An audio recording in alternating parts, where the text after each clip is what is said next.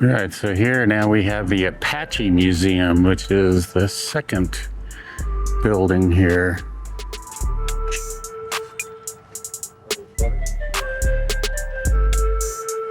These pictures will be interesting. I'll kind of go through them fairly quickly. John Clum, Wyatt Earp, and Ed Ingolstadt. This is the brief history of the Apache tribes. Chief Nash, son of Cochise, Geronimo, and Nash, Apache Scout, General George Crook, group of Apache hostiles. This is a story about the Chiricahua Apache. Lots of great photos in here. U.S. Apache Scouts. This is about human struggle and conflict in the Southwest. Yeah, so this is at Fort Bowie, and we're going to be going there actually tomorrow. At least that's the plan. This is my story. I am Oyase. My Spanish name is Geronimo. These words have traveled along the wilderness and centuries. The social lives and culture of my tribe, the Chiricahua Apache, was complex. We chose to live close together in extended family units or clusters. Okay, so these are tortoiseshell dance leg rattles. That's pretty cool. Look at that, you can see the turtle shells. Why did I leave the reservation? Captain Crook told me that I might live in the reservation the same as white people lived. This isn't in the museum per se, I don't think. Well, got some cool stuff in here. Pretty cool bow. Some pottery. 1 year, I raised a crop of corn and gathered and stored it. And the next year, I put in a crop of oats.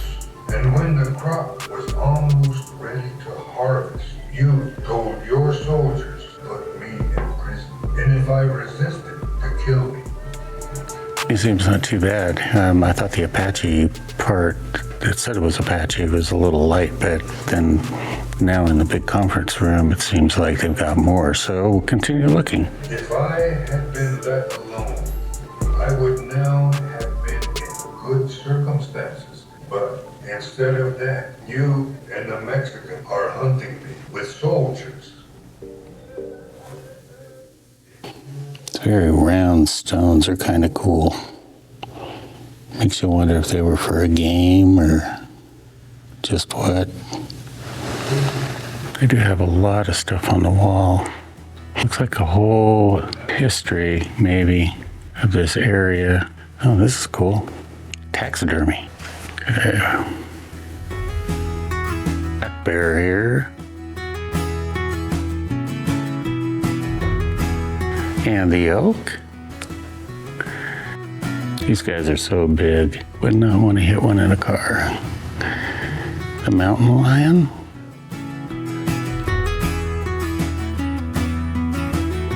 Looks like the pronghorn antelope. Big orange sheep. And a gray wolf. So here we have the northern goshawk. Also the northern goshawk. And a great gray owl. Well, I hope you guys have enjoyed the museum part here. They're supposed to have an outdoor garden area. Not sure what that is, but I'm going to head there. And then if Carol hasn't had a chance to see anything, I guess she'll be coming in and checking things out. Oh, wait a minute. Let's just take a look at this bow and arrow here. I thought this is kind of, this is Geronimo's quiver. Look at that. Isn't that cool?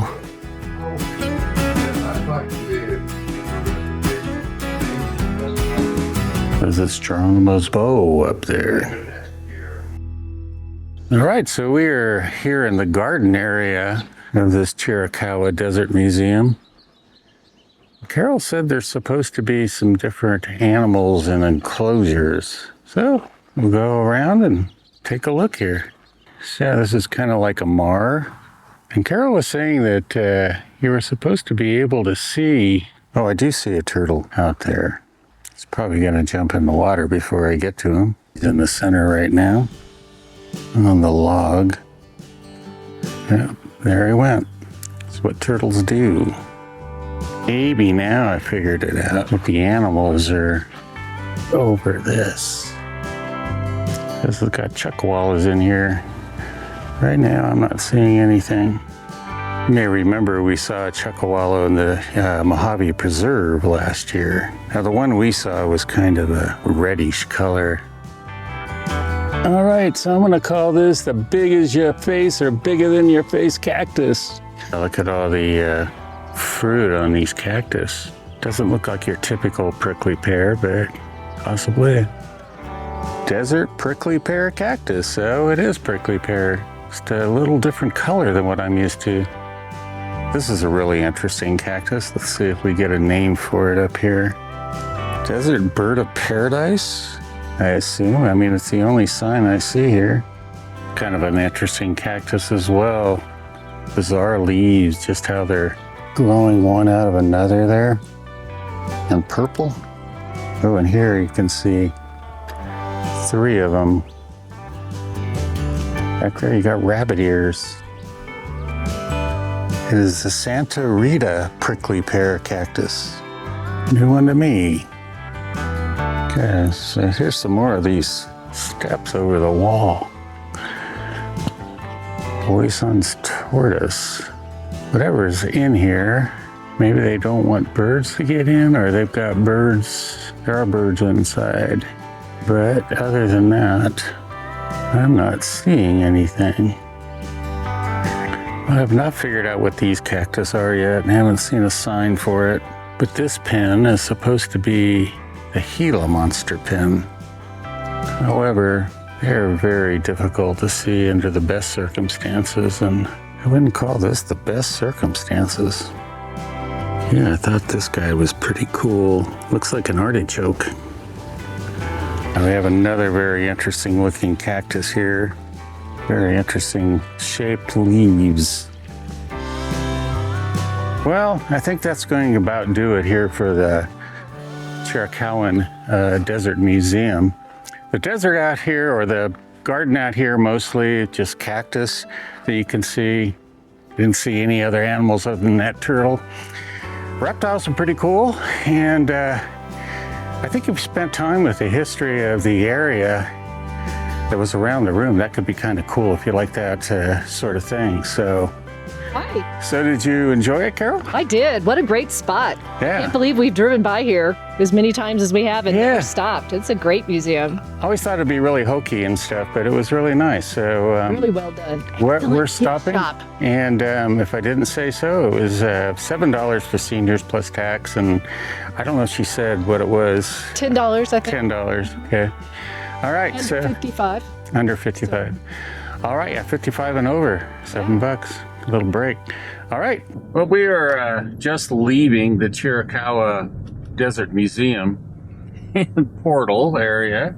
We are back in New Mexico. I mean, the state line is literally next to Portal. So anyway, we will be headed now. There's kind of a ghost town that we might stop at. You can't get into it though, unless the guys reopened it. So I'd mentioned that there was this ghost town, and it's this place here called Steens or Steens. We're just gonna check it out because I don't think you can get in. I may have mentioned it earlier that what I heard was that the owner closed it down because it's privately owned, because he was getting, in his words, robbed blind. So, anyway, it's straight ahead here. Very interesting assortment of places here. Look at this one. Somebody's living there. Yeah. Kind of a shack and a trailer and a container.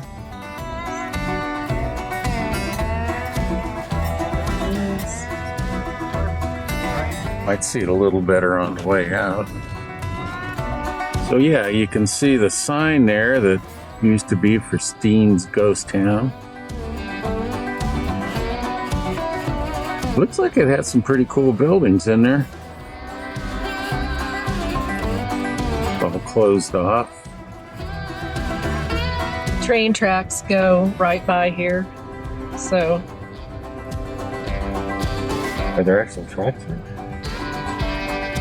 Yes, there. yeah, I saw a train down the. Look at no drones, no trespassing. There's a Mercantile.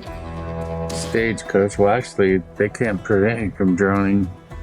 You can say you can't fly from his property, but he can't say you can't fly over it. Looks like that could have been kind of a cool place.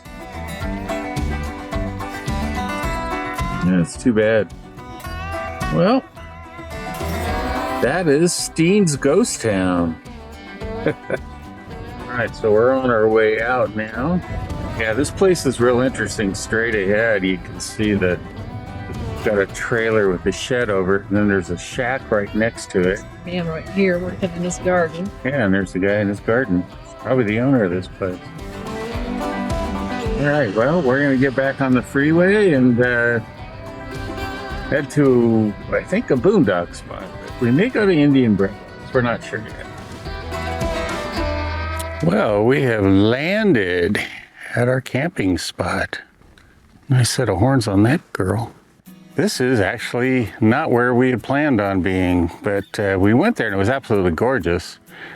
But not a lot to do, and Carol, it's kind of still early, so Carol wanted to be able to have some place to walk and such. But we are at Indian Bread Rocks. So we were here last year, but we were camped maybe a mile and a half, 2 miles down the road.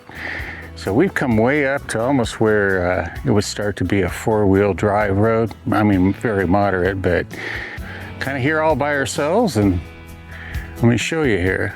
There's Trigger, like always, barking at cows. What are you doing, Trigger? Yeah, Carol was noticing this almost Easter Island form up there on the top of the rocks. In case you haven't figured out, we like rocky places. And I believe we are up quite a bit higher than the other spot as well, because pretty unobstructed view except for the cattle over here, out across to the mountains on the other side. Anyway, our bovine friends are coming into view. Yeah, very pretty day. And Trigger's having fun. He likes it here, don't you, Trigger? So I like it here. Where's Mom? Where's Mom? Is she up there? Thanks for watching, and we'll see you on the next one.